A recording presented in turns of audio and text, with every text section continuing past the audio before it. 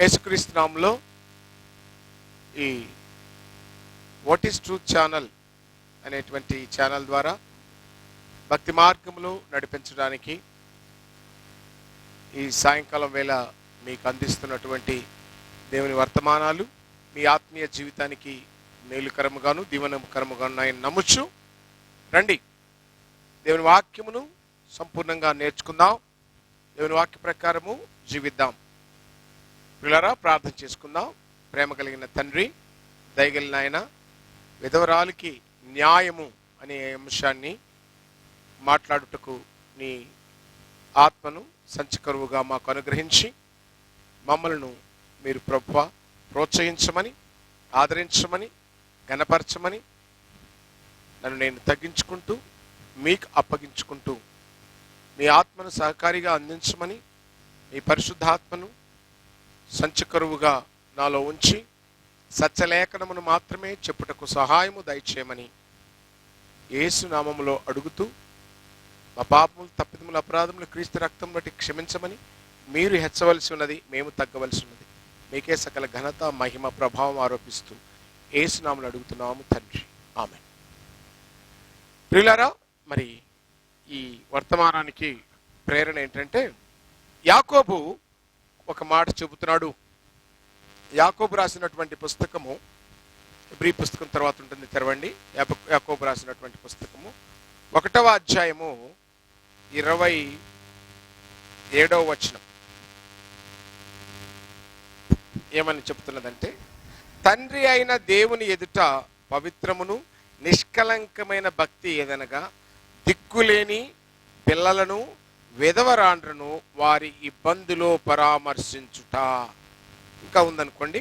ఈరోజు సబ్జెక్ట్ ఏంటంటే, విధవరాండ్రను ఇబ్బందులలో పరామర్శించాలని దేవుని లేఖనము మనకు హెచ్చరిస్తూ ఉన్నది.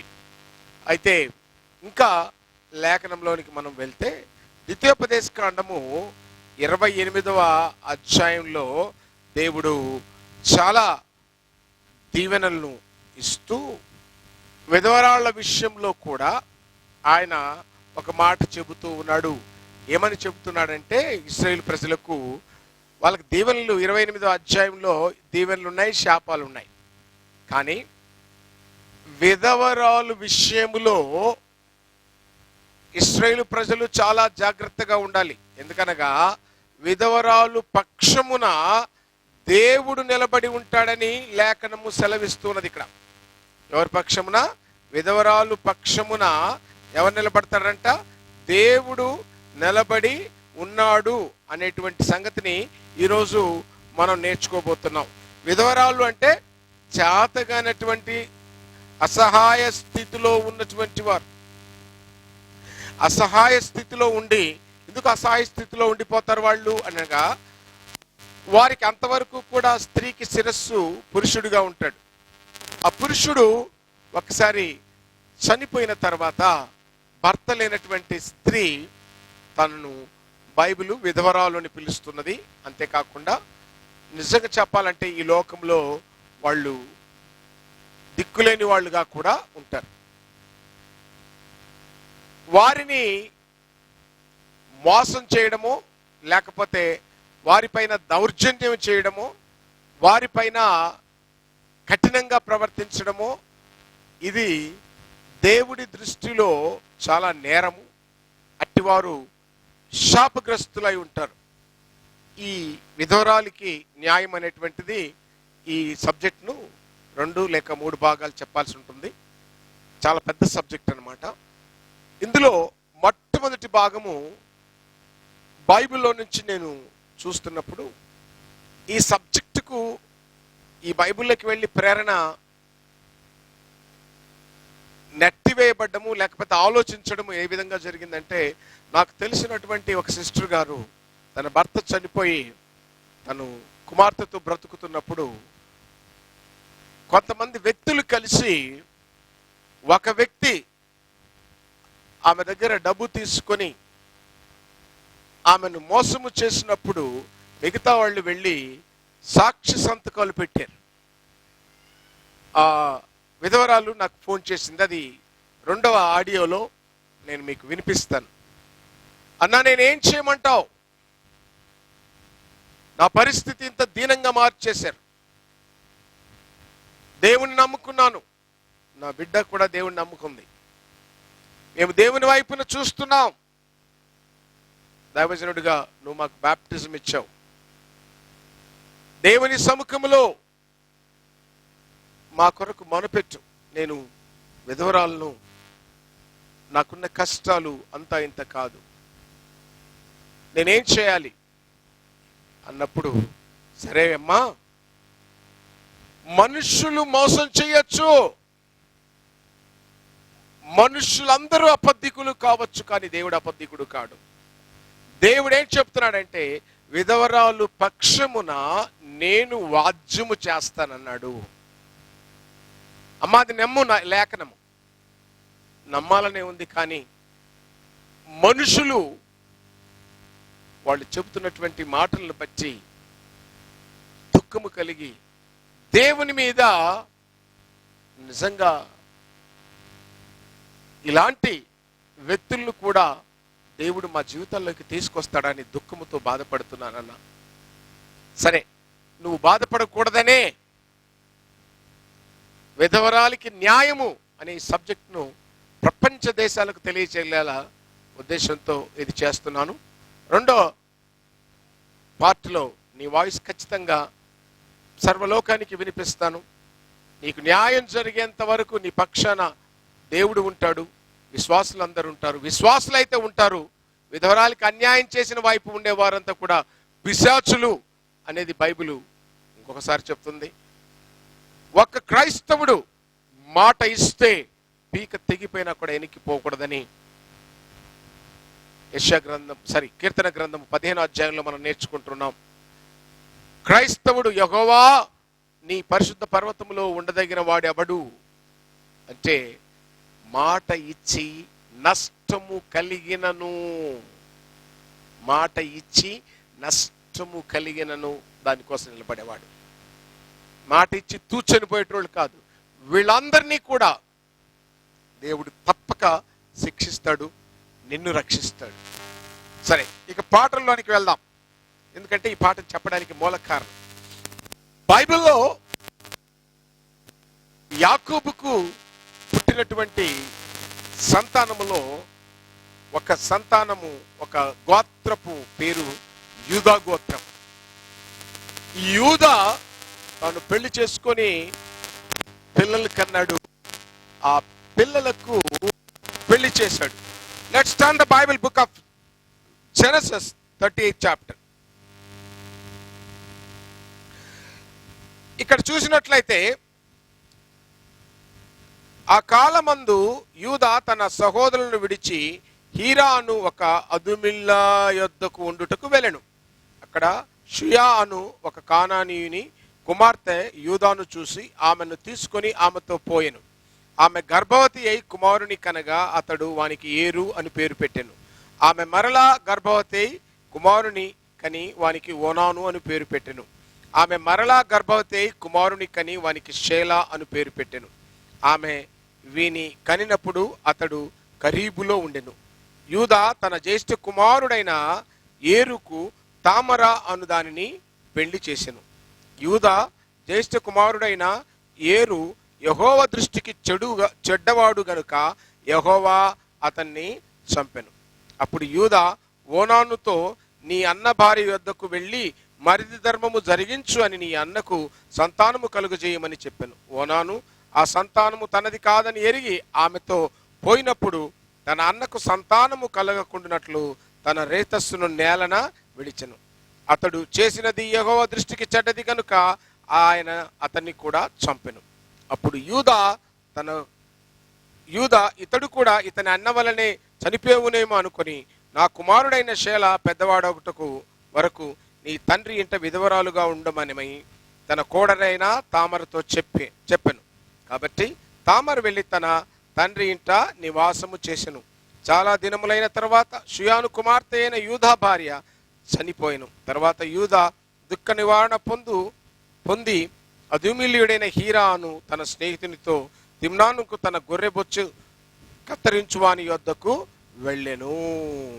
చాలండి, చదువుకుందాం. ఇదంతా ఎందుకు చదివానంటే, మీరు బైబిల్ చదవమంటే ఇవాళ రేపు ఎలా ఉన్నారంటే, ఎవరో ఒకరు చదివి పెడతారులే, మనం వింటున్నాం కదా యూట్యూబ్ ఆన్ చేసుకొని అని చదివి. సబ్జెక్ట్ ఏంటంటే ప్రియులారా, విధవరాలు పక్షాన దేవుడు న్యాయం చేస్తాడు. ఇక్కడ యూదా తనకు 3 సంతానం కలిగారు. ఆ 3 సంతానములో 2 అబ్బాయిలు యెహోవా దృష్టికి చెడ్డవారైపోయారు. లేపేశాడు. లేపేశాక యూదా ఏం చేయాలంటే, తన ఇంట్లోనే కోడళ్ళు ఉంచుకొని తన 3వ కుమారుడికి అప్పచెప్పాలి, పెళ్లి చేయాలి. లేకుంటే అయితే యూదా భయపడ్డాడు. భయపడి, అమ్మాయి మీ ఇంటికి వెళ్ళిపో అన్నాడు. మీ ఇంటికి వెళ్ళిపోయి విధవరాలుగా ఉండన్నాడు. ఈ లోపల యోదాయి గారి భార్య కూడా చనిపోయింది. ఈ అబ్బాయి పెద్దోడైపోయాడు.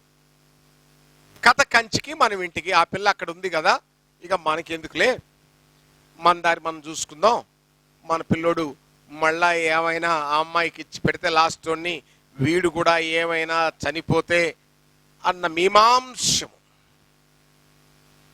అక్కడ తామారు ఎదురు చూస్తుంది.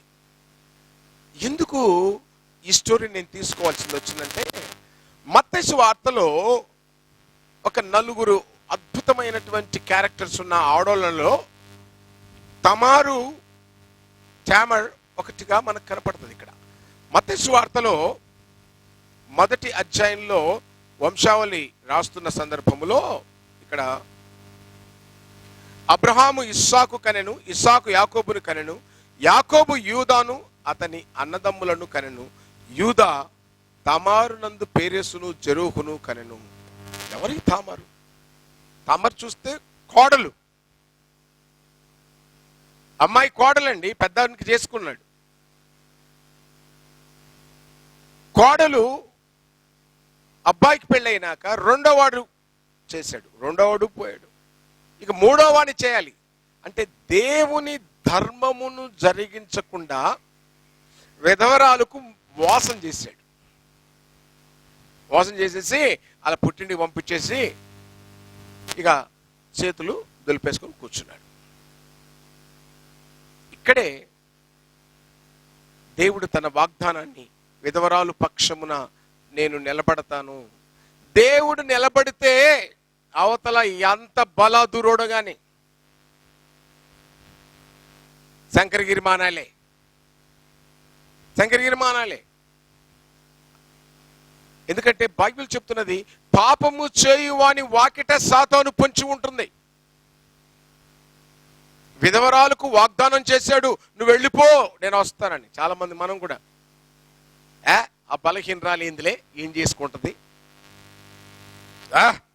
నేను చూడు, నా పుడింగి తత్వం చూడు, నేను అది నేను ఇది అని విర్రవిగితే ఏం జరుగుతుందో ఇక్కడ చెప్తున్నాడు. మర్యాదగా దేవుడు చెప్పినట్టు చేసేసింటే గిన పని అయిపోయేది, ఏముండేది కాదు. కానీ ఇక్కడ ఏం జరిగిందో తెలుసా? దేవుడు న్యాయవంతుడని ఎప్పటికీ రుజువుపరచినట్లు ఈయన గొర్రెబొచ్చు కత్తిరించుకోవడానికి వెళ్ళిపోయాడు తన స్నేహితుడి దగ్గరికి. ఆ మార్గ మధ్యములో వెళ్తున్నప్పుడు ఒక స్త్రీ అక్కడికి వచ్చింది. తన వైధవ్య వస్త్రం తీసేసింది. ఎందుకు తీసేసిందంటే, నువ్వు యథార్థంగా ఉంటే నేను కూడా దిక్కుమాలిన దాని లెక్క, అయ్యో నువ్వు సహాయం చేస్తావు, నేను సహాయం పొందుకుంటాను.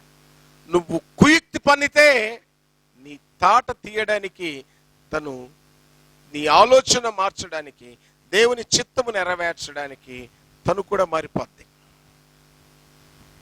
అంతేనండి. స్త్రీ ప్రేమిస్తే చాలా ప్రేమ వస్తుంది, కానీ తిరగబడితే మాత్రం ఎవరు తట్టుకోవడం కష్టం. తనలో ఒక భావం వచ్చేసింది తామారులో. ఈయన నన్ను ఇంటికి పొమ్మన్నాడు, విధవరాలుగా ఉండమన్నాడు, వైధవ్య వస్త్రాలు వేసుకోమన్నాడు, నా కొడుకు పెద్దగానే వస్తానన్నాడు, కొడుకు పెద్దవాడైంది రాలేదు.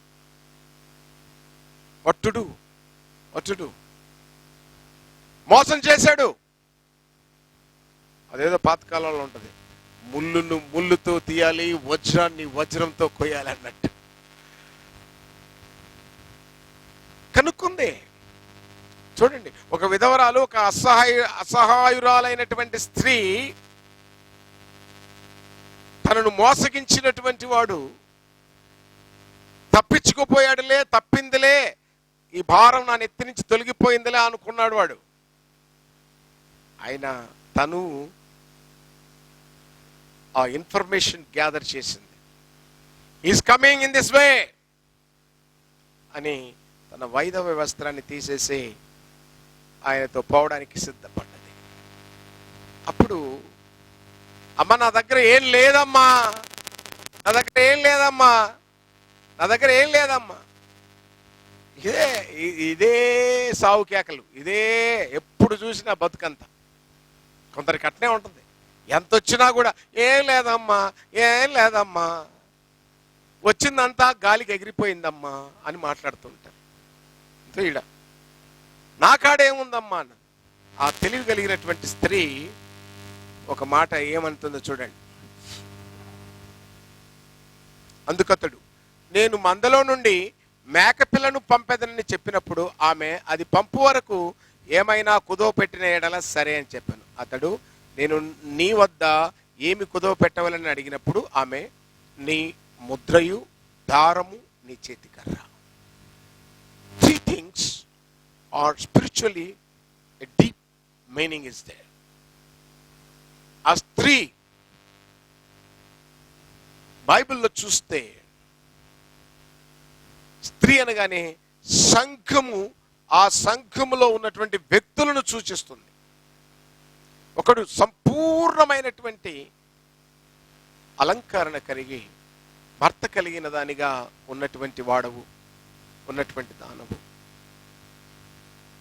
సంపూర్ణమైన దీవెనతో ఉన్నటువంటి దానవు, తండ్రి యొక్క వాగ్దానమైన పరిశుద్ధాత్మను కుమ్మరించినప్పుడు అపోస్తుల బోధలో నిలబడి మారు మనసు పొంది పాప క్షమాపణ పొంది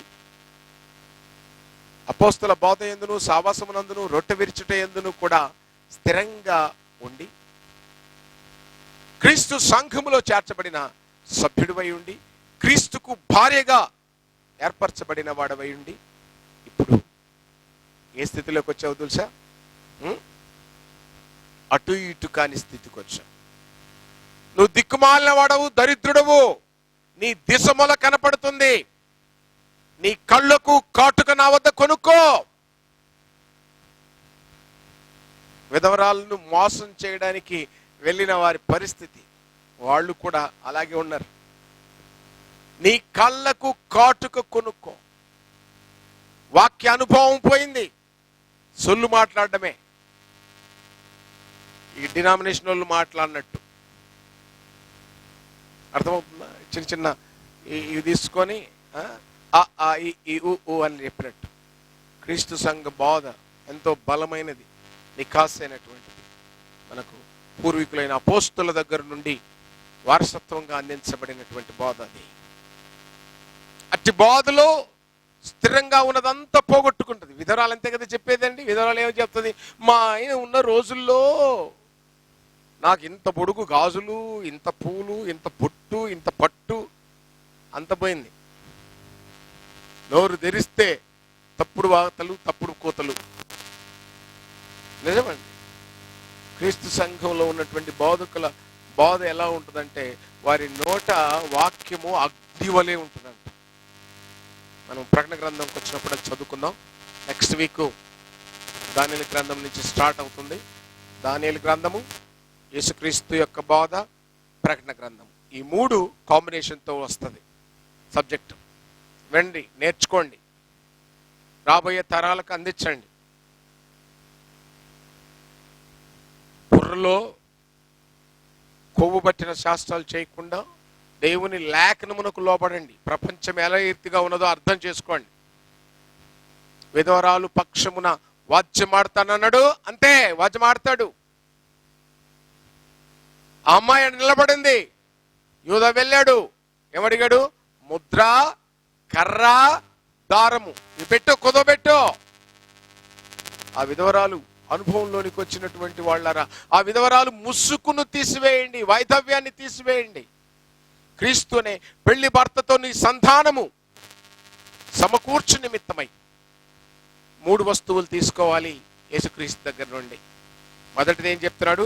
ముద్ర కావాలి అన్నాడు.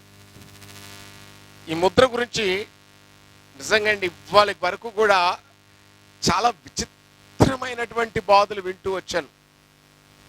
ఒక్క క్రీస్తు సంఘ బాధ తప్పితే. ఒకడు చేతి మీద గుట్టడం, నోటి మీద గుట్టడం. ఈ ముద్ర అంటే ఒకడు నీరో అని, అది గ్రీకులో నుంచి హెబ్రిలోకి పోయి లాటిన్లోకి ఇన్నెందుకు పోతాయో మనకు తెలియదు. నిజమండి, అది రాసింది లాటిన్లో తర్జుమా సింపుల్గా చెప్తున్నాడండి.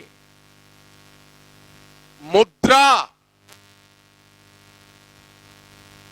ఇట్ మీన్స్ ప్రకటన గ్రంథం 14వ అధ్యాయంలో వారి నొసుళ్ళ మీద ముద్ర వేయగా 1,44,000 మంది. Try to understand this. నిజంగా 1,44,000 సంఖ్య కరెక్టేనా? అంటే ఇశ్రాయేలు 1,44,000 మంది కాక ఇంకా ఎక్కువ రక్షించబడలేదా? What is the meaning of 1,44,000? Will discuss there. ముద్ర, నొసళ్ళ మీద ముద్ర, చేతి మీద Mudra. Here what is you అంటే ఈ బాడీ కాదండి. చాలా మంది దొంగలు ఉంటారు. వాట్ ఈస్ యూ అంటే కనపడరు. అయ్యో దండాలండి నిజమండి. మనల్ని వాళ్ళు చేసే యాక్టింగ్లో మనం వాళ్ళను నిజంగా లోపల వాళ్ళు ఏంది, వాడు ఏ ముద్ర కలిగి ఉన్నాడో తెలియదు. నేను కూర్చుంటే షూస్ ఎత్తుకొచ్చి అయ్యా అదే అని చెప్పి కాళ్ళకి వేసేటోళ్ళు, అదే నెట్టోళ్ళు బ్రదర్ తినని పెట్టి. వీళ్ళ పైన నేను చూసినప్పుడు ఏమనుకునే వాళ్ళంటే వీడి ముద్ర ఇదేమో, వీడింత భక్తేమో, వీడింత ప్రేమో. కానీ అసలు ముద్ర క్రూర మృగం ముద్ర లోపల. ముద్ర అంటే స్వభావము. స్వభావం. Brain. This is the brain. ఇక్కడ ఉండే ఈ లోపల ఉండేదే నువ్వు, అసలైనది, బయటది కాదు. So will come there. తర్వాత ముద్ర చేతి మీద అనేది కూడా మాట్లాడుకుందాం. అసలు క్రైస్తవుడికి ముద్ర ఏంటి? విధవరాలు వస్త్రము తీసేయమంటున్నాడు మొట్టమొదట. యాజకుడు విధవరాలు దగ్గరికి పోడు. లూకాసు వార్త లేవికాండము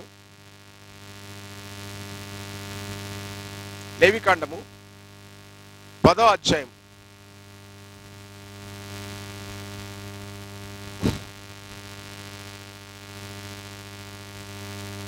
సారీ 10 కాదండి, ఇది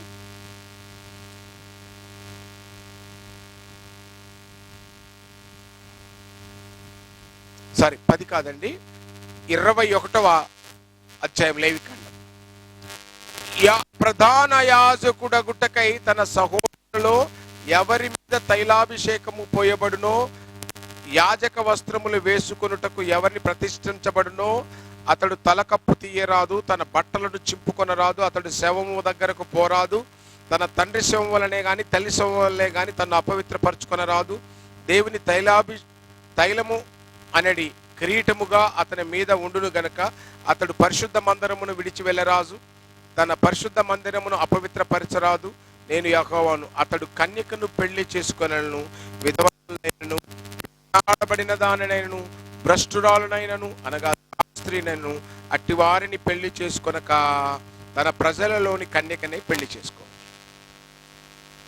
సో మన ప్రధాన యాజకుడైనటువంటి యేసుక్రీస్తుకు సాదృశ్యంగా ఉన్నటువంటి ఇక్కడ యూదాను గురించి చెప్తున్నప్పుడు, యూదా ఆమె దగ్గరికి వెళ్ళగానే విధవరాలు లెక్కలేదు. ఆమె ఏం చేసింది? ముసుగు తీసేసింది. ఎప్పుడైతే విధవరాలు ముసుగు తీసేసిందో ఆమె చేతికి యూదా ఏం అప్పగిచ్చాడు? మొట్టమొదట ముద్రనిచ్చాడు. మొట్టమొదట మన ప్రభు అయినటువంటి యేసుక్రీస్తు బాప్టిజము వలన యేసుక్రీస్తులోకి పాతి పెట్టబడగానే మన విధవరాలు అనుభవం పోయి ఆయన ముద్ర మనలో పడిపోతుంది. ఎలా? ఎఫెసీయులకు రాసినటువంటి పత్రిక 1వ అధ్యాయము, ద బుక్ ఆఫ్ ఎఫెసియన్స్ 1వ అధ్యాయంలో మనం చూసినప్పుడు ఇక్కడ రాయబడిందండి, చదువుతాను చూడండి. మీరు సత్యవాక్యమును అనగా మీ రక్షణ సువార్తను విని క్రీస్తు యేసునందు విశ్వాసం ఉంచి వాగ్దానము చేయబడిన ఆత్మచేత ముద్రించబడుతుంది. ముద్ర, ఇది ముద్ర. వాళ్ళ నొసళ్ళ మీద, అంటే వారి మనస్సులో, వారి యొక్క హృదయములో, వారి జీవితంలో, వారి మొత్తం టోటల్ లైఫ్ ఎవరి చేత ముద్ర పడాలి అంటే దేవుని ముద్ర అయి ఉండాలి. ఎవరు అంటే పరిశుద్ధాత్మ అభిషేకం. ఎప్పుడైతే పాప క్షమాపణ నిమిత్తము బాప్టిజమము తీసుకుంటామో, పరిశుద్ధాత్మను వరమును దేవుడు ఉచితముగా మీకును మీ పిల్లలకును అనగా ప్రభైన యేసునొద్దకు పిలువబడిన వారందరికీ ఆయన ఉచితముగా అనుగ్రహించున్నది. సో ప్రియులరా, ఇక్కడ ఎప్పుడైతే విధవరాలు అనుభవాన్ని తామర జీవితంలో తీసేశాడు, విధవరాలుగా ఉండమని తన మీద రాసి తనను మోసం చేసి తన ఇంటికి పంపించేశాడు యూదా. కానీ యేసుక్రీస్తు అలా మనల్ని మోసం చేయడండి. కాబట్టి ప్రియులారా, మీరు కూడా ఎవరైనా విధవరాలకు మోసం చేయాలని ఆశపడితే లేక కుట్ర పన్నితే దేవుడు తప్పక మీ తోలు తీస్తాడు. కమ్ బ్యాక్, నేర్చుకుందాం, పాట నేర్చుకుందాం. ప్రతిదీ జీవితంలో అనుభవంలో పోతా ఉంటే ఎప్పటికి బాగుపడతావు? ఎప్పుడు బాగుపడతావు? ఇక్కడ చూడండి, ముద్ర ఆమెకిచ్చాడు. ఆమె జీవితంలో ఉన్నటువంటి విధవరాలు అనేటువంటి అనుభవమును తీసివేసి, ఆ విధవరాల వైవిధ్యము అనేటువంటి వైవిధ్యం కాదు, వైధవ్యము అనేది తీసివేసి ఆమెకు కొత్త బతుకునిస్తున్నాడు.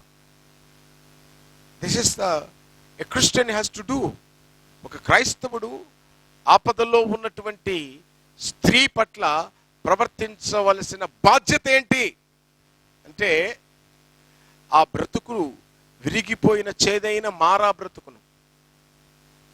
నవమి ఓ మాట అంటది, నవమి అనగా బ్లెస్డ్ వన్.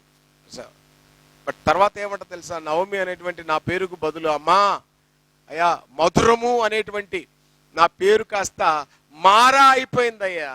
వైధవ్య జీవితంలో మారా. అవునండి, తోడుగా నడిచే భర్త ఆగిపోతే జీవితంలో, చనిపోతే ఆ జీవితం అలా ఆగిపోద్ది.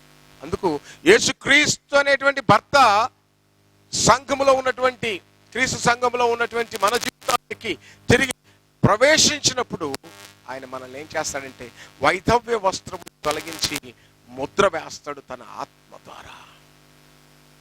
ఇక రెండవదిగా ఆయన దగ్గర ఉన్న కర్రను చేతికిస్తాడు. ఏంటి కర్ర అంటే అందరికీ తెలిసినదే. ఏంటిది ఇది?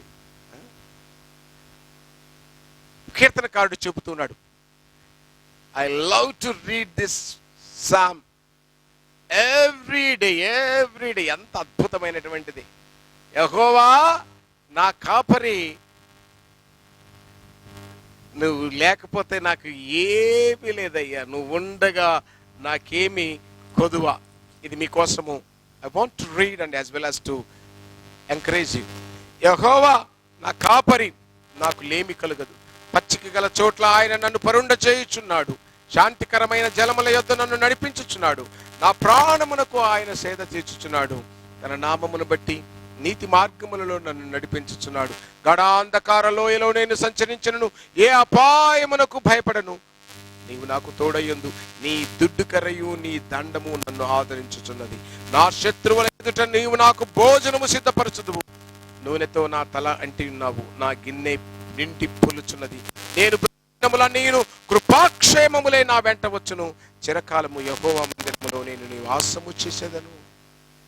నీ దుడ్డు కర్ర, యువర్ టీచింగ్, యువర్ స్టాఫ్, నా కాపరి, గొర్రెల కాపరి. యేసుక్రీస్తు చెప్తున్నాడు, నేను గొర్రెలకు మంచి కాపరిని. ఆయన చేతిలో ఉన్న కర్ర, అవునండి, ఆ కర్ర దేవుని యొక్క వాక్యం, దేవుని మానవుని జీవితాలను మార్చేది. మోషే నిజంగా చూసినట్లయితే హోరేబు కొండకు వెళ్ళినప్పుడు ఆయన చేతిలో ఉన్న కర్ర ఉత్తిదిగా ఉన్నది. కానీ ఎప్పుడైతే యెహోవా మాట్లాడాడో ఆ కర్ర తీసుకో అనగానే ఆ కర్ర ఏమైపోయిందో తెలుసా అండి? అద్భుతాలను చేసి మానవ జీవితాలను పాపము నుంచి, చీకటి నుంచి, ఐగుప్తు నుండి, దాస్యపు కాడి నుండి విడిపించేది. విధవరాలకు తోడుగా ఉండడం అంటే ఇదండి. విధవరాలు సొమ్మంతా ఎత్తుకొని పోయి ఇప్పుడు వాడినడుగు, వీళ్ళనడుగు, వీళ్ళనడుగు, వాళ్ళనడుగు అని కథలు చెప్తా ఉన్నారు మనుషులు. దేవుడు నిలబడతాడు. మనుషులను ఎదుర్కొంటావేమో, దేవుడు ముక్కలు ముక్కలు నరికేస్తాడు. బిలాము గాడిదని ఎక్కి వెళ్తా ఉన్నాడు దేవుణ్ణి చూడకుండా. గాడిద మాట్లాడుతుంది, ఒరే ఎదవా బుర్రలేనోడా, ముందుకు పోతే యెహోవా కత్తి తీసుకున్నాడు, నిన్ను ముక్కలు ముక్కలు నరుకుతాడు. గాడిద నువ్వు అయినా పో అంటాడు. వాడు బుద్ధి లేనోడు, జ్ఞానం లేనోడు, తిన్న ఇంటి వాసాలు లెక్క పెట్టేటోడు. అంతే కదండి. దేవుడు చెప్పినప్పుడు ఆ కర్రకు ఎంత విలువ ఉంటుంది అనేది గ్రహించిన వాడు దాన్ని వాడుకుంటాడు. కానీ అది వాడుకోలేని వాడు మూర్ఖుడైపోతాడు. యెహోవా కత్తి తీసుకొని పట్టాడు, ఖడ్గము తీసుకొని నిలబడ్డాడు. బిలాము దొంగ మాటల వలన కలిగిన ధనము సంపాదించుకుందామని ఆశపడ్డాడు. మిగలదు.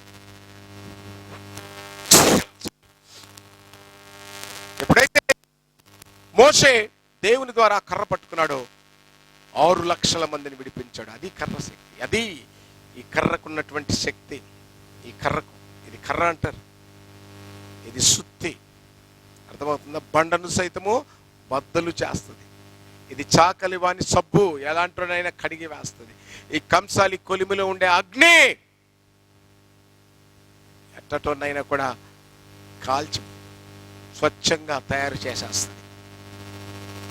మట్టికుండా, మానకుండా, మకిలికుండా ఈ మట్టి చేష్టలు మానేయాలి.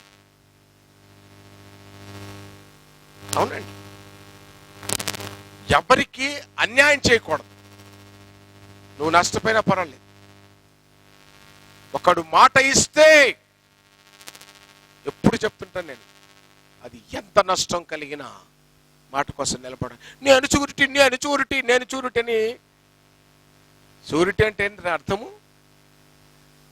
యేసుక్రీస్తు మనందరికీ షూరిటీ, మన పక్షంన ఉత్తరవాది. అడిగి పోయినాక దేవుడు, రే ఏంద్రా ఈ పని చేసి వచ్చావు అంటే, ఉత్తరవాది, ఇదిగో అయ్యా నా రక్తం అని ఆ రోజు నీకు అడ్డం పడతాడు. ఆ రోజు తూచి నాకు తెలియదు విన్ని అని చెప్పేటువంటి వాడు ప్రభు కాదు. అలా మనం కూడా షూరిటీలు పెట్టి మాటలు చెప్పాక తూచి అంటే క్రైస్తవులు కాదు, అన్నిటికంటే అన్యుడు నయం.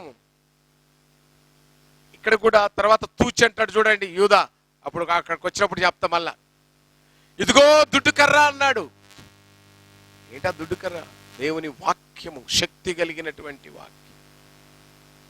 దారము, బంధము లేక కొలత.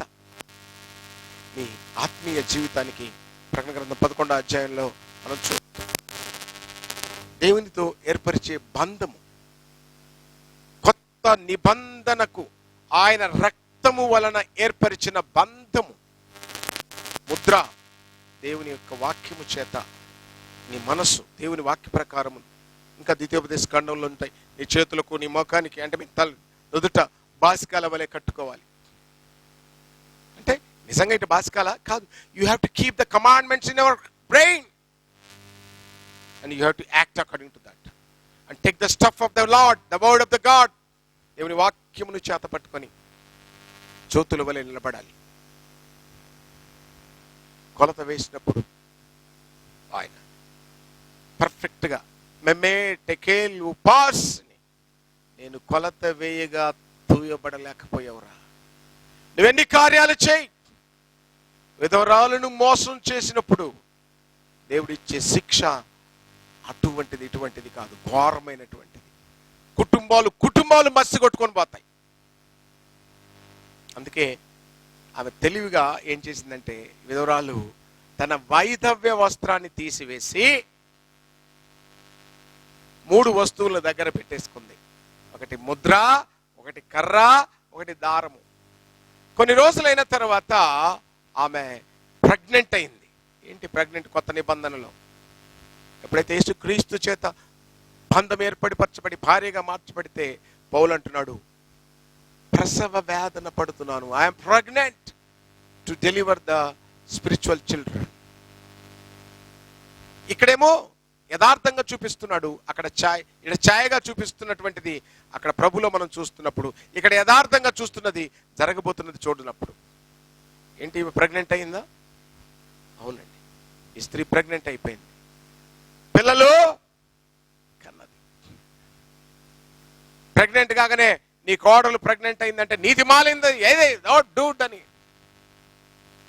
ఎవ్వరు లేరు అనుకో, దిక్కుమానోళ్ళ లెక్క రోడ్డు మీద పట్టుకొని ఎవడు నీళ్లు పోస్తాడా, ఎవడు అరటి పనులు మొఖాన పువ్వును ఊస్తాడని చెప్పి దిక్కుమాలనోడి యాక్టింగ్ వస్తుంది.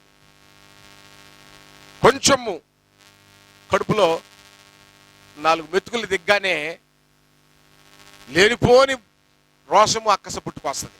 ఇదిగో వచ్చి అడుగుతా ఉన్నాడు, ఎట్లా ప్రెగ్నెంట్ అవుతావు నువ్వు? ఎట్లా అవుతావు? ఏం చేస్తున్నావు? ఏం కథ? ఈ పరిస్థితి ఏంటి? I'm going to do this that put it thus. అంతవరకు ఎలా పడినాడు? సచ్చిన పాము, సచ్చిన కుక్క పడినట్టు పడినాడు. ఆడదాని మీద చూపిస్తున్నాడు పౌరుషం. వీడు ఏం చేస్తున్నావు, అలా ఎందుకయ్యావు అని. ఆమెకు తిక్కరేగింది. నీ తోలు తీస్తే ఇక్కడ రారా యదబా, బ్రెయిన్ లేనోడా, నువ్వే కదరా ఈ 3 వస్తువులు నాకు ఇచ్చింది గుర్తుగా. ఇచ్చావా లేదా? గుర్తుగా ఏమన్నా గుర్తు తెచ్చుకో. విధవరాలకు ఏమన్నా ఇచ్చావా అంటే ఇచ్చాను. ఏంటివి? 3 వస్తువులు, ముద్ర, కర్ర, దారం ఇచ్చాను. ఇది చూసి గుర్తుపట్టరా, ఇది చూసి గుర్తుపట్టు. అప్పుడు ఏమన్నాడు చూద్దాం. ఇక్కడ ఆమె బయటికి తీసుకొని వచ్చినప్పుడు ఆమె తన మామ యొద్ద ఆ వస్తువులను పంపి, ఇవి ఎవరివో ఆ మనుషుని వల్ల నేను గర్భవతిని అయితేని, ఈ ముద్ర, దారము, ఈ కర్ర ఎవరివో దయచేసి గుర్తుపట్టమని చెప్పినప్పుడు. మారు మనసు అంటే ఇట్లా కలగలరా? తప్పు చేస్తాం. నేను ప్రధాన పాపిని, నేను హంతకుని, దొంగను, వ్యభిచారిని, అన్ని ఎవ్రీథింగ్. బట్ దేవుని దగ్గరకు వచ్చినప్పుడు మారు మనసు పొంది, అయ్యా తప్పు, ఇంకే దీన్ని వదిలేయాలి. ఒక అసహాయురాలి, ఒక నిస్సహాయురాల్ని మోసం చేయడానికి మీసాలు తిప్పుకొని పోయాడు. చాలా మంది ఇప్పుడు వెళ్తూ ఉంటారు. మీసాలున్నా లేని అటు ఇటుగాని వెధవల్ల ప్రవర్తించకూడదు మనం. నపుంసకులు దేవుని రాజ్యమునకు వారసులు కారు. నపుంసకులు దేవుని రాజ్యమునకు వారసులు కారు. మనం మీసాలు తిప్పినా అన్న మాట ప్రకారము, వాగ్దానము చేసిన ప్రకారము మాట ఇస్తే పీక తెగిన నిలబడలేని పరిస్థితిలో మీసాలు ఉన్నా కూడా అటు ఇటు కాని వాళ్ళమే. నిజమే. కానీ ఇదిగో నీతిమంతుడు యూదా, ఎస్ అమ్మాయి అవి 3 తెచ్చావు, నేనే అని తనను పెళ్లి చేసుకొని దేవుని దృష్టిలో నీతిమంతుడిగా మార్చబడింది. నీతిమంతురాలుగా మార్చబడి జినియాలజీలో రాయబడ్డది. తామారు యూదాకు 2 పిల్లల్ని కనిగింది. ఎవరు? పెరూసు, జరూహు. చూడండి, జరూహు అండ్ పెరూసు. It's a blessed one. యేసుక్రీస్తును ఇక్కడ కొత్త నిబంధనలో, క్రీస్తు సంఘంలో దీని పోలికను మనం చూసుకుంటున్నప్పుడు, మనం ఒకప్పుడు విధవరాలు అనుభవంలో, లోక అనుభవంలో ఉన్నటువంటి వారం, ఆ ముసుగు తీసివేసి, ఆ పాత జీవితమును తీసివేసి ప్రభు అయినటువంటి యేసుతో కలిసినప్పుడు ఆయన మనకిచ్చేటువంటి ఈ 3 వస్తువులు పరిశుద్ధాత్మ చేత ముద్రించబడి వాక్యమనే ఖడ్గమునిచ్చి బంధము, రక్త బంధం అనే బంధముతో, దారము అంటే బంధం, ఆ బంధము చేత మనల్ని ఆయన భార్యగా స్వీకరించి ఆయన సంఘములో మనము గర్భము ధరించిన వారమై, ఆత్మల కొరకు గర్భము ధరించినటువంటి వారమై ముందుకు సాగాలి. ఇదిగో ఒక విధవరాలుకు అన్యాయం, అందుకోసమే విధవరాలు బ్రాకెట్లో ఆ పెట్టి న్యాయము, అన్యాయము చేసిన దాన్ని గ్రహించి మళ్ళా న్యాయం చేయాలి. ఇక్కడ యూదా గ్రహించి న్యాయం చేస్తున్నాడు. ప్రియులారా, ఇక పార్ట్ 2 కూడా ఉంది. ఈ మొదటి పార్ట్లో నేను చెప్పినటువంటి మాటలు మీ హృదయంలో ఎవరిని నొప్పించాలని కాదు చెప్పింది. మారు మనసు తెచ్చుకొని, బుద్ధి తెచ్చుకొని, పాత జీవితము మానేసి, విధవరాలు వస్త్రమును తీసివేసి ప్రభు అయిన క్రీస్తు దగ్గరికి వచ్చి నీతి న్యాయములను జరిగించుట మాట చెబితే తప్పకూడదు అనేటువంటి మొదటి పార్టును మీకు అందించాను. 2వ పార్టు, 3వ పార్టు కూడా ఉంటుంది. ఎందుకంటే విధవరాలు పక్షమున న్యాయం. ఎందుకంటే దేవుని ఎదుట నిజమైన భక్తి ఏదని యాకోబు చెబుతున్నాడు. దిక్కులేని పిల్లలను, విధవరాళ్లను వారి ఇబ్బందుల్లో మనం పరామర్శించాలే గాని విధవరాలైన వాళ్ళని ఇబ్బందులు పెట్టకూడదు. ఇబ్బందులు పెట్టకూడదు. ఇంకా మాట్లాడుకుందాం. అందరికీ వందనాలు. చిన్న ప్రార్థన చేసుకుందాం. ప్రియమైనటువంటి మిత్రులారా, రేపటి నుంచి ప్రతిదినము సాయంకాలం పూట గ్రంథము, ఆ మొబైల్ ఇరా, ఆ మొబైల్ ఉన్నది దానియేలు గ్రంథము అధ్యాయము, అది డిజైన్ కూడా అయిపోయింది. దానియేలు గ్రంథము అలాగే యేసుక్రీస్తు బోధ. ఈ లోపల యేసుక్రీస్తుతో పాటు ప్రకటన గ్రంథము, మరి ఆ అధ్యాయాలన్నీ కూడా మనము చూసుకుంటూ రావాలి. కాబట్టి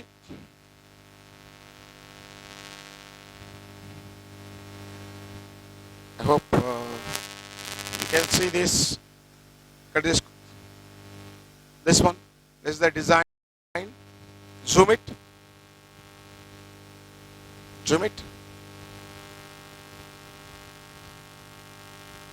Right? Thank you. So, ఏది చెప్పినా వెంటనే, ఇంకా మేమంత టెక్నాలజీ డెవలప్ ఉన్న వాళ్ళం కాదు. ఎందుకంటే నేను వాక్యం మీదనే ఎక్కువ అనుకుంటాను. ఈ టెక్నాలజీ ఇవి, అది నిజమే, అది మంచిదే. But what I mean to tell you is it takes time for us. Okay, అంతవరకు మీరు ప్రార్థన చేయండి. విధవరాలు అనుభవం తీసివేసి క్రీస్తు అనుభవంలోనికి వచ్చి, క్రీస్తు విశ్వాసుల అనుభవంలోనికి వచ్చి, నిజమండి, దేవుడు అనుకుంటే ఏదైనా చేస్తాడు. అసలు నిజంగా ఈ ల్యాప్టాప్ 1,20,000 రూపీస్ ల్యాప్టాప్, అసలు దాన్ని వాళ్ళు పట్టుకోవడానికి యోగ్యులం కూడా కాదు. తెచ్చి నిన్న సహోదరిస్తే అసలు ఆశ్చర్యం. ఈ లాక్డౌన్ పీరియడ్లో 10 పైసలకు మనం అల్లాడిపోయేటువంటి రోజుల్లో దేవుని దాతృత్వం ఎంత ఘనంగా ఉంటుందని. I really thank God for everything. God is really Jehovah Jaira. నిజమండి, అడుక్కోలేదు, మేమెవరిని అడుక్కోలేదు. మాకు గూగుల్ పే, నెట్ పే. బుద్ధి లేని వాళ్ళారా, ప్రజల కష్టాలు ఆలోచించండి. దేవుడు ఇవ్వాలనుకుంటే ఇంటికి తీసుకొచ్చి ఇచ్చేస్తాడు అంతే. ఎక్కడో ఉంది విధవరాలు, ఆమె దగ్గరికి తీసుకుపోయాడు యూదాను. బస్ కథం. నీ ఇంటికి వచ్చి దేవుడు తన ఆశీర్వాదాన్ని పంపిస్తాడు. I was so blessed. I'm so happy. దేవా, చేసిన తప్పులన్నిటినీ మన్నించి నీ రక్తంతో కడిగి మళ్ళీ ఒక క్రొత్త జీవితాన్ని గాడ్ కెన్ డూ. మనుషుడు తిని మోసం చేస్తాడు. నిజమండి, కడుపు నిండా తింటాడు, ఎగిరి కడుపులో దంతాడు.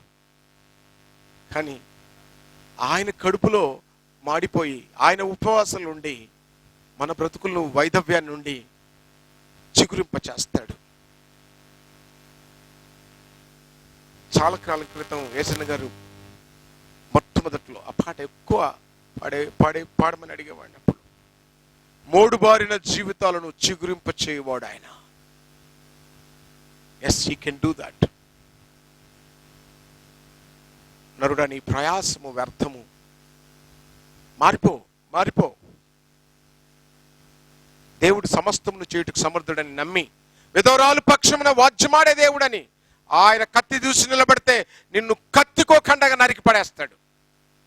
మళ్ళా ఏ బస్ స్టాండ్లో అరటి పండ్లు అడుక్కొని తింటూ బతికావో, ఏ హోటల్లో పడుకోవడానికి స్థలము అడిగితే కూడా గెట్ అవుట్ అన్నారో అంతకంటే దరిద్రమైపోతావు. ఎవడైనా సరే, నేనైనా నువ్వైనా. తిరిగి దేవుడు కనికరించి తన మందిరంలోకి తెచ్చి ఇంత కూడు పెట్టి, ఇంత బట్ట ఇచ్చి, ఇంత ఉద్యోగం ఇచ్చాడు. బతుకు కాపాడుకో. ఎవడైనా సరే, నేనైనా నువ్వైనా. విధవరాలు యొక్క జీవితంలో తీసివేసే దేవుడు మనల్ని దీవించును గాక. ప్రార్థన చేసుకుందాం. పరిశుద్ధుడైన తండ్రి, దయగల ఆయన, నీ కృప కలిగిన హస్తానికి మమ్మల్ని మేము సమర్పించుకుంటుండగా మీరే ఆశీర్వదించి, దీవించి, బలపరిచి మహిమ పొందమని పార్ట్ 1లో ప్రభువా మీ కృపను మాకు తోడుగా ఉంచమని యేసు నామములో అడుగుతున్నాము తండ్రి.